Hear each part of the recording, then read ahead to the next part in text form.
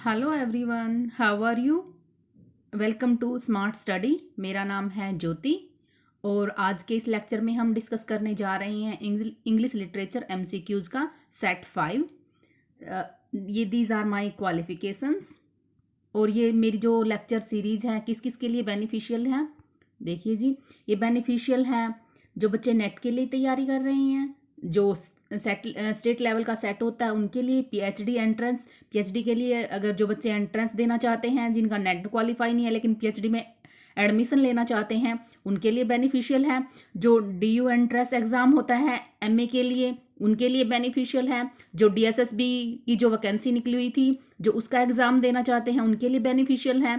जो KVS, NVS और HSSC PGT screening, इन सब के लिए मेरी ये सीरीज़ काफ़ी इम्पोर्टेंट है। तो चलिए जी, आज की हम सीरीज स्टार्ट करते हैं। देखिए जी, हमारा 41 क्वेश्चन क्या कहता है। मैं इससे पहले 40 क्वेश्चन डिस्कस कर चुकी हूँ। आज का मेरा 41st क्वेश्चन है। तो देखिए क्या कहता है हमारा 41st क्वेश्चन।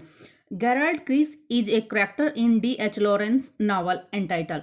जो गेरल्ड क्रीच हैं, जो डी.एच. लॉरेंस के एक नोवेल में करेक्टर आता है, तो वो कौन से नोवेल में आता है गेरल्ड क्रीच? क्या वो लेडी ऑफ चैटरलेज लवर में आता है, the Rainbow, Sons and Lovers और वुमेन इन लव? तो ये कहाँ पे आता है? चलिए पहले हम ऑप्शन बताने से पहले हम इसके बारे में थोड़ा डिस्कस कर लेते हैं। वुमेन इन लव, ये is a novel by British author D.H.. Lawrence. ये तो हम पहले ही बता चुके हैं, डी.एच. लॉरेंस का नोवेल है और ये एक सीक्वल है द रेनबो का। सीक्वल क्या होता है? मीन्स एक नोवेल आता है पहले, वो उस नोवेल में अपनी बात खत्म नहीं करते और उस नोवेल के करेक्टर्स, उनकी स्टोरी दोबारा से आगे जो नोवेल आता है उसमें ही डिस्कस की जाती है। तो ये जो द रेनबो नोवेल उनका पहले आता है और वही करेक्टर वुमेन इन लव में दोबारा से आगे उनकी स्टोरी बताई जाती है, उनका लाइफ बताई जाती है, आगे कैसे चलती है। ठीक है, तो इनके मेन करेक्टर कौन है? गर्डन ब्रैंगवेन। जो ये है एक कैथरीन मैसफील्ड, ये एक राइटर हैं, इन पे बेस्ड कैरेक्टर है ये। एन आर्टिस्ट, और नोवेल में क्या होती है, ये गॉर्डन ब्रैंगवेन एक आर्टिस्ट होती है। ठीक है, ये किस पे बेस्ड है? कैथरीन मैसफील्ड पे है, जो रियल लाइफ राइटर हैं। गेरल्ड क्रिच जो कि इसके हस्बैंड हैं गर्डन के, ये किस पे बेस्ड है? मिडल्टन मरे पर। ठीक है, ये दोनों हस्बैंड वाइफ थे, मिडल्टन मरे और गेराल्ड नहीं, मिडल्टन मरे, सॉरी, मिडल्टन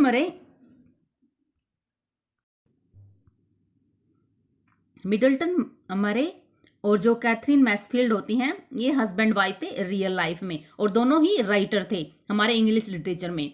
ठीक है, तो ये बेस्ड है इन पे, गर्डन ब्रैंगमैन और गेरल्ड क्रीच पे। गर्डन ब्रैंगमैन एक आर्टिस्ट होती हैं और गेरल्ड क्रीच एक इंडस्ट्रियलिस्ट होते हैं। ठीक है, दूसरा करेक्टर कौन है वुमेन इन लव में? वुमेन इन लव और द रेनबो दोनों में है ये दोनों करेक्टर, उरुसेला ब्रैंगमैन, दोनों सिस्टर्स हैं ये। ठीक है, ये किस पे बेस्ड है ये करेक्टर? फ्रेडा। फ्रेडा कौन होती है? डी.एच. लॉरेंस की वाइफ होती हैं। ठीक है, और इन यूरुसेला के हस्बैंड है रूपर्ट बर्किन। ठीक है, मीन्स ये जो नोवेल है उनमें करेक्टर कौन है? उरुसेला और रूपर्ट, ये दोनों हस्बैंड हैं। लेकिन ये बेस्ड किस पे है? उरुसेला बेस्ड ऑन फ्रेडा और जो रूपर्ट बर्किन है वो डी.एच. लॉरेंस पे बेस्ड है। यहाँ से क्वेश्चन पूछा जा सकता है। ठीक है, चलिए जी हम दोबारा से अपने क्वेश्चन पे चलते हैं। हमारा क्वेश्चन क्या कह रहा है? देखिए अब आंसर क्या, कौन सा आंसर बनता है हमारा? The option 4th is right, women in love, यहाँ पे आते हैं। ठीक है, चलिए जी हमारा 42nd क्वेश्चन क्या बता रहा है? Which novelist echoed the often quoted line of Shakespeare. जो ये शेक्सपियर की लाइन है बार बार रिपीट होती हैं, ये कौन से नॉवल में कौन डिस्कस की जाती है दोबारा से? होता है ना कई बार जो मोस्ट ऑफन कोटेड लाइन होती हैं वो रिपीट होती हैं। जैसे मैंने एक बारी और बताया था, जो इन मेमोरियम में थे, टेनिसन की लाइन थी, वो वाली लाइन पहले भी डिस्कस हो चुकी है, मीन्स बाद में भी डिस्कस होती हैं। उसके the way of the world Congreve करता है। तो इसी टाइप से as flies to wanton boy are we to god, they kill us for their sport. Means ये शेक्सपियर के किस नॉवल में, प्ले में डिस्कस हुई हैं? पहले किंग लियर में, जो इनकी एक ट्रेजेडी है। ठीक है, किंग लियर ही ये लाइन बोलता है, लेकिन दोबारा से कहाँ पे रिपीट हुई है ये लाइन, ये पूछा जाता है। तो ये कौन से उसमें रिपीट हो रही हैं? क्या ये फर्स्ट में Charles Dickens in David Copperfield, Thomas Hardy के Tess d Urbervilles, Thomas Hardy in Under the Greenwood Tree, George Eliot in The Mill on the Floss, कहाँ पे डिस्कस हुई हैं दोबारा से? ये यूज हुई हैं। The option second is the right option, Tess of d Urbervilles. ठीक है, चलो हम इसके बारे में थोड़ा डिस्कस करते हैं। देखिए, टेस ऑफ डी अमरविले ये क्या है, इसका सबटाइटल देख लेते हैं। प्योर वुमेन, जो बार बार पूछा जाता है। ठीक है, इसमें कौन प्रोटैगनिस्ट होती है? जो टाइटल करेक्टर है वही प्रोटैगनिस्ट होती हैं। ये काफ़ी ट्रैगिक नोवेल है। ये जो होती हैं मिस टेस, जो मिस डी अम्बरविले के पास काम करने जाती हैं, लेकिन वहाँ पे उसका सन होता है, जो ये इसका सन होता है एलेक, जो टेस का रेप कर लेता है और बाद में काफ़ी प्रॉब्लम्स क्रिएट करता है ये इसकी लाइफ में। और टेस जब बाद में इससे एंजल क्लेयर, जो इसे वाइफ होती है, ये इससे शादी कर लेती है। इनके इस नॉवल पे ना एक हिंदी मूवी भी बनी हुई है, काफ़ी पुरानी मूवी है वो। ठीक है, तो क्या होता है, टेस एंजल क्लेयर को सब कुछ बताना चाहती है, लेकिन जब वो उसको लेटर लिखती है तो वो लेटर कहीं पे गुम हो जाता है और एंजल क्लेयर को पता नहीं चलता कि ऐसा ऐसा इसके साथ हुआ है। इस टाइप से इसके लाइफ में काफ़ी प्रॉब्लम्स आती हैं। ये इसका मस्ट रीड नॉवल है, इसको जाके एक बारी आप रीड जरूर कर लेना। चलिए जी, आगे देखते हैं हम अपना नेक्स्ट क्वेश्चन। हमारा नेक्स्ट क्वेश्चन क्या कह रहा है? Keats and Shakespeare was written by, जो ये है वर्क है, ये किसने लिखा है? कीट्स और शेक्सपियर, ये है रिटन बाय मिडलटन मरे। इसी को हमने अभी अभी डिस्कस किया है ना, वुमेन इन लव में। किस पे बेस्ड थे ये करेक्टर? वहाँ वुमेन इन लव, इन पे कौन सा करेक्टर बेस्ड है? आप कमेंट करके मुझे बताइए। ठीक है, चलो हम कीट्स एंड शेक्सपियर के बारे में थोड़ा डिस्कस कर लेते हैं। क्या है ये? A prominent critic, Murray is best remembered for his association with Katherine Mansfield. ये मैं आपको बता चुकी हूँ। ये जो मिडल्टन मरे हैं वो कैथरीन मैसफील्ड के हस्बैंड होते हैं, जो और इनकी रिलेशनशिप अभी भी जो डिस्कस किया है वुमेन इन लव में, डी.एच. लॉरेंस से भी थे। ये जो मिडल्टन मरे हैं डी.एच. लॉरेंस के फ्रेंड थे एंड टी.एस. इलियट के भी फ्रेंड थे। And for their friendship and brief affair with Freda, Freda character, Freda भी आई है ना, कि जो वो उरुसेला था उस पे बेस्ड थी। ठीक है, उरुसेला इन पे बेस्ड थी। ठीक है, ये डी.एच. लॉरेंस की वाइफ होती हैं। ठीक है, यहाँ से इतना ही। मिडल्टन मरे की वाइफ कैथरीन मैसफील्ड है, दोनों राइटर हैं। डी.एच. लॉरेंस भी राइटर हैं और फ्रेडा डी.एच. लॉरेंस की वाइफ है। ठीक है, चलो हम बात करते हैं Keats and Shakespeare. Keats and Shakespeare की पहले सब टाइटल देख लेते हैं। इसका सब टाइटल है अ स्टडी, मैं चलो यहाँ पे लिख देती हूँ, अ study of Keats poetic life from 1816 से 1820। ठीक है, ये है। तो हमें सब टाइटल से ही पता चल जाता है। A study of Keats poetic life, ये कीट्स के बारे में बताना जा रहा है, उसकी पोइटिक लाइफ के बारे में बताना जा रहा है, जो 1816 से 1820 तक चली है। ठीक है, तो चलिए हम देख लेते हैं अब क्या कहना चाह रहा है ये। जैसा कि ये बता रहा है, neither purely biography nor purely criticism, ना तो ये बायोग्राफी है ना ही क्रिटिसिज्म है। ठीक है, जैसा कि नाम से पता चला। This book is an attempt to understand the essence of Keats by surveying the evolution of his inward life as revealed in his poem and letters. Means उसके पोइम्स और उसकी लेटर्स के थ्रू कीट्स की poetic life को समझने की कोशिश की जा रही है। ठीक है जी, यहाँ से बस इतना ही। चलिए जी, नेक्स्ट देखते हैं हम। Please subscribe, share and like our channel, ताकि मैं आगे से आगे और अच्छी अच्छी वीडियो लेके आ सकूं। आप अपने फ्रेंड्स के साथ शेयर कीजिए, लाइक कीजिए और बेल का आइकन भी जरूर प्रेस कर दीजिए और कमेंट कीजिए। Please subscribe our channel. चलिए जी, नेक्स्ट देखते हैं। हमारा 44th क्वेश्चन क्या कह रहा है? Which among the following is not a work by Nadine Gordimer. Nadine Gordimer का नीचे जो दिए गए हैं वर्क्स, इनमें से कौन सा वर्क नदिन गार्डिमर का नहीं है? ये कौन है? ये कैनेडियन है, कैनेडियन राइटर है एक। ठीक है, द ऑप्शन सेकंड ये इनका नहीं है, ये द कंजर्वेशनिस्ट भी इनका है, जुलाइज पीपल भी और द पिकअप भी। ठीक है, option second is the right option, ये इनका वर्क नहीं है। चलिए हम इनके वर्क के बारे में हल्का फुल्का डिस्कस कर लेते हैं। अब मैं बात करूँ कंजर्वेशनिस्ट की, तो इसमें करेक्टर कौन होता है? मेन करेक्टर होता है मेयरिंग, ठीक है। वो प्रोटैगनिस्ट होता है। एंटी हीरो, एंटी हीरो क्या होता है? जो हीरो तो होता है लेकिन उसमें विलन जैसी क्वालिटी होती है। क्या होता है? इसकी काफ़ी मिस्ट्रेस हैं, ये मिडिल एज्ड मैन है। एंटोनियो मैनकैब क्या है? ये इनकी मिस्ट्रेस हैं। और टेरी इनका सन है जो बाद में इसको छोड़कर चला जाता है। जैकब्स क्या है? वर्कर है, ठीक है। तो क्या होता है स्टोरी में? इसमें एक जो इसका एक फार्म हाउस होता है, मेहरिंग का फार्म हाउस होता है। वहाँ पे एक इसके जो ये वर्कर है, इसको डेड बॉडी मिलती है वहाँ पे।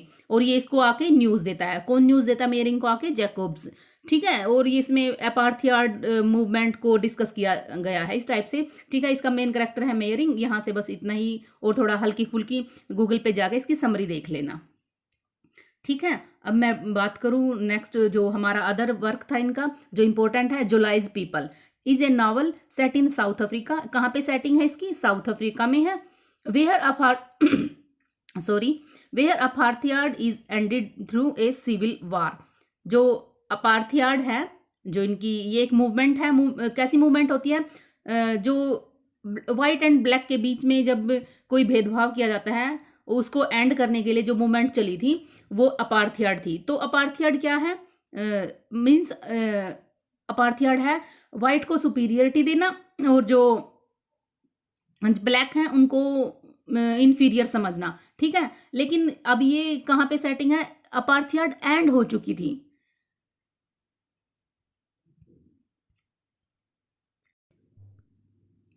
अपार्थियाड वो जो मूवमेंट है वो उस टाइम पे एंड हो चुकी थी जब जुलाइज पीपल सेट हुआ, ठीक है। इसमें जो जुलाई होती है मेन करेक्टर, ये जो जुलाई होती हैं ना, इनका ये एक वाइट पीपल के इधर पहले काम कर रही होती हैं, उसकी सर्वेंट होती हैं।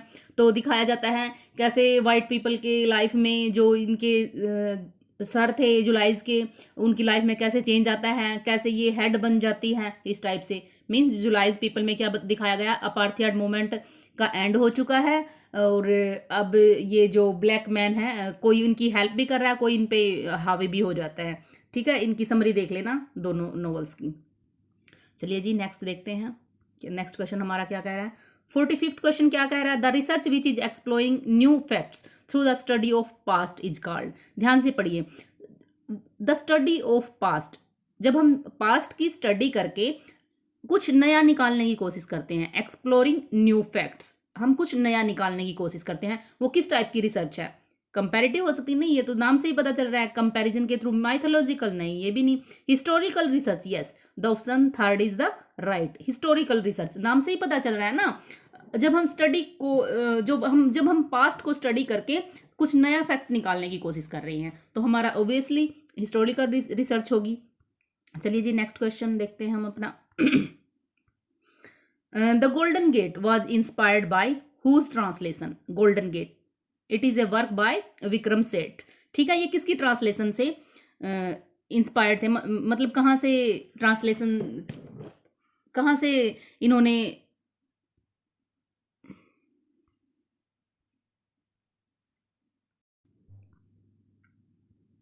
ठीक है। चलिए हम थोड़ा गोल्डन गेट के बारे में डिस्कस कर लेते हैं।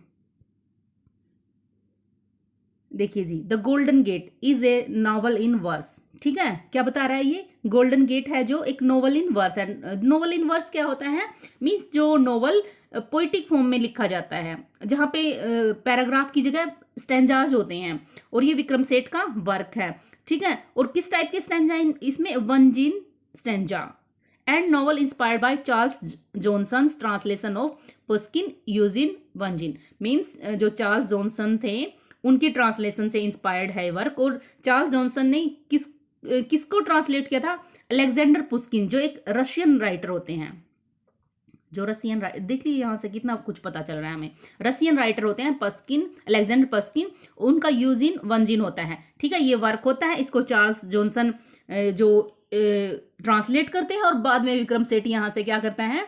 इससे इंस्पायर होके अपना ये वर्क लिखता है, नोवेल इन वर्स। और ये भी नोवेल इन वर्स है, जो यूजिन वंजिन है, ये भी एक नोवेल इन वर्स है। चलो हम थोड़ा इसके बारे में डिस्कस कर लेते हैं। वंजिन स्टैंजा होता क्या? Composed in iambic tetrameter.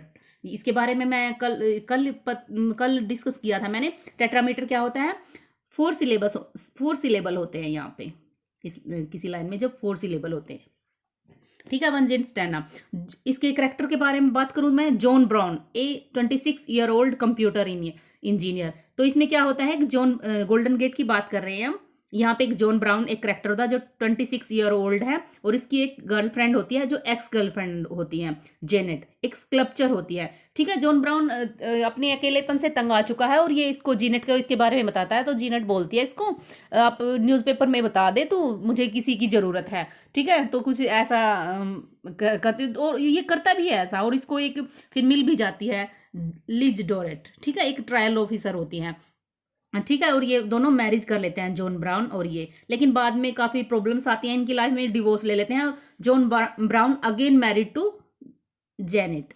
ठीक है, और एक इसका जॉन ब्राउन का फ्रेंड होता है फिल, जिसकी जो इड, ये लिज का ब्रदर है, इसके साथ रिलेशनशिप होती है, दोनों ये गे हैं। और ये फिल बाद में जब जॉन जेनेट के साथ मैरिज कर लेता है, और फिल किसके साथ मैरिज कर लेता है, लिज। काफ़ी कॉम्प्लिकेटेड नॉवल है, इसको जाके समरी दोबारा से रीड कर लेना आप एक बारी। चलिए जी, अब नेक्स्ट देखते हैं हम।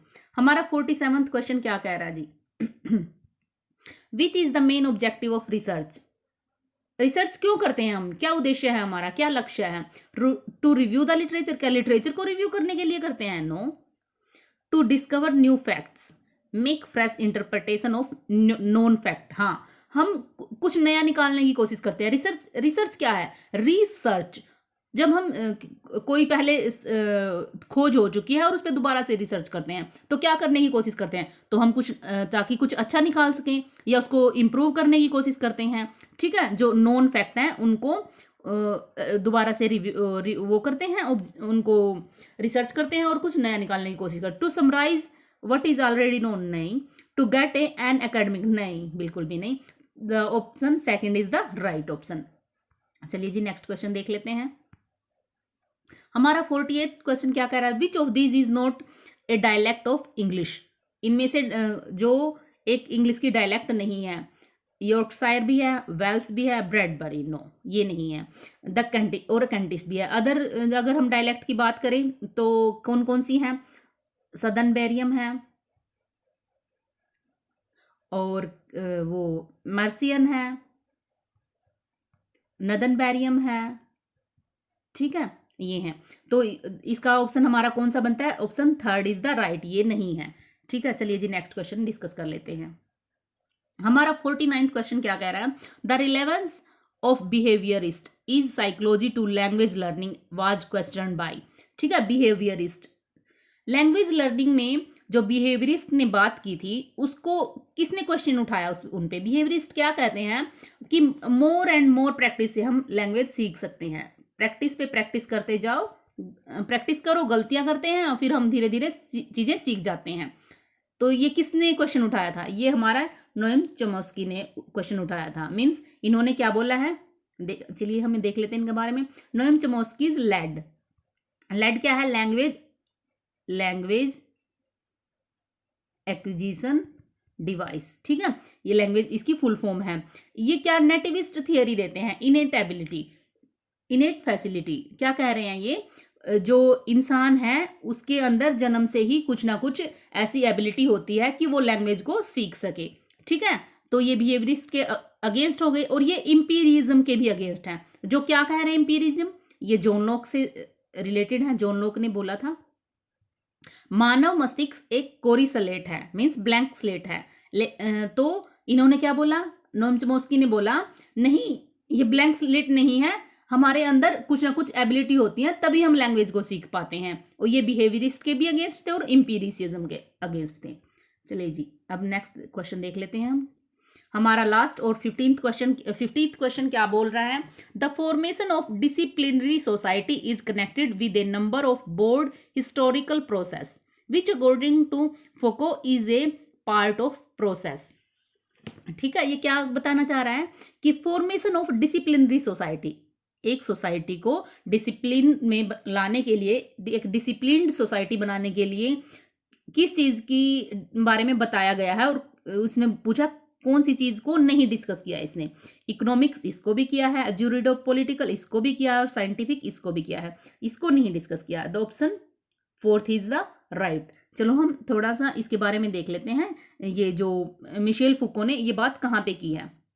मिशेल फुको का वर्क है जी एक डिसिप्लिन एंड पनिशमेंट, मिशेल फुको, ठीक है। ये यहाँ पे बात करता है एक डिसिप्लिन सोसाइटी हम कैसे बना सकते हैं। एग्जाम्पल देता है ये प्लेग का, जो एक बीमारी है। जैसे हमारे यहाँ एक कोरोना फैला हुआ है ना, अब हम यहाँ पे क्या कर रहे हैं, क्वारंटीन कर रहे हैं, आइसोलेशन कर रहे हैं और घरों से बाहर नहीं निकल रहे। इसी टाइप से इसने बोला हम लोगों को घर में रख के या कोई बीमारी फैल जाती है उस टाइम हम डिसिप्लिन क्रिएट कर सकते हैं और पावर के थ्रू एक पैनोप्टिकॉन जो ये टर्म है जो जर्मी बेंथम ने कॉइन किया था, इस टर्म के थ्रू भी बताता है। इसको क्या बताता है, ये पावर, ठीक है। पैनोप्टिकॉन क्या था? पैनोप्टिकॉन क्या था? ए tower, A building, a building with A tower, ठीक है। एक building with A tower means ये यहाँ पे क्या होता है, इस टर्म में एक बिल्डिंग बना दी जाती है और उसमें एक टावर होता है और उस टावर पे बैठ के पूरे शहर पे नजर रखी जाती है, ठीक है। इस टाइप से भी हम तो क्या बताना चाह रहा है, मीन्स यहाँ पे पावर है प्रॉपर मीनिंग, तो ये इसका मीन्स पावर के थ्रू भी हम डिसिप्लिन लेके आ सकते हैं सोसाइटी में, या फिर डर के थ्रू भी, इविल, अगर कोई डर है, इविल है, फियर, इस टाइप से भी हम सोसाइटी को डिसिप्लिन बना सकते हैं, ठीक है जी। हाँ, ये क्वेश्चन ये रिपीट होता है यहाँ पे। जो पेनेप्टिकन जो टर्म है किसने दिया? जेरमी बेंथम ने कॉइन किया है, ठीक है। इनको लेके ये एक डिसिप्लिन सोसाइटी बताने की कोशिश कर रही हैं भी। प्लेग, जैसे प्लेग एग्जाम्पल है, हम लोगों को बताएं, उनको डराएं कि घर में रहें, ऐसा कुछ, और पावर के थ्रू भी हम डिसिप्लिन लेके आ सकते हैं, ठीक है जी। आज की मैं ये लेक्चर सीरीज़ यहीं पे एंड करती हूँ। Please subscribe our channel, share and like, अपने फ्रेंड्स के साथ ज़्यादा से ज़्यादा शेयर कीजिए, लाइक कीजिए और कमेंट भी कीजिए और बेल आइकन को भी दबा दीजिए। चलिए जी, मैं अब अपनी वीडियो को यहीं पे एंड करती हूँ। धन्यवाद।